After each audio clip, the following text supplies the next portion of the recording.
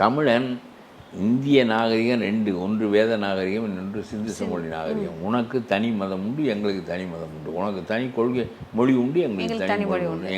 ஒன்று நாகரிகம் வேறு, என்னுடைய நாகரிகம் வேறு. ஆகவே இதையெல்லாம் விவேகானந்தருக்கு கற்பித்தவரை மனோன்மணி சுந்தரம்பிள்ளை தான். சரி, அவர் நம்முடைய இந்து மதம்னு பேசினார். அதெல்லாம் ஓ மதம் எங்கள் மதம் இல்லைனார் மீனாட்சி சுந்தரம். இவர் சுந்தரனார், நம்ம தமிழ் வாழ்த்து பாடிய சுந்தரனார். இதெல்லாம் ஓ மதம் எங்கள் மதம் அப்படின்னா. அப்போ ஓ மதம் என்னென்னா எங்கள் மதம் சைவம்னு சொன்னார். இந்த அறிவு இருக்க அந்த சாமியார்களுக்கெல்லாம் மனோன்மணி சுந்தரம்பிள்ளை சொல்லி வைத்து விட்டு போயிருக்கிறார். பிள்ளைமார்கள் நிறைய சைவத்தை வளர்த்தவர்கள், பிள்ளைமார்கள் முதலியார்கள் இவர்களெல்லாம் சைவத்தை வளர்த்தவர்கள். அதில் அவர் மனோன்மணி சுந்தரம்பிள்ளை சொல்லியிருக்கிறார், நாம் சைவர்கள், நம் இந்துக்கள் இல்லை என்று சொல்லியிருக்கிறார். இதை பார்த்து எந்த சாமியாருக்காவது 3000 ஏக்கர் நிலத்தை வைத்து கொண்டு சோசி தின்று கொண்டு பல்லைக்கறி கொண்டு திரிகிறாயே, நாம் இந்து இல்லை என்று சொல்ல உனக்கு தெரிகிறதா? இந்து என்று சொன்னால் வேத ஆதிக்கம் ஏற்படும்.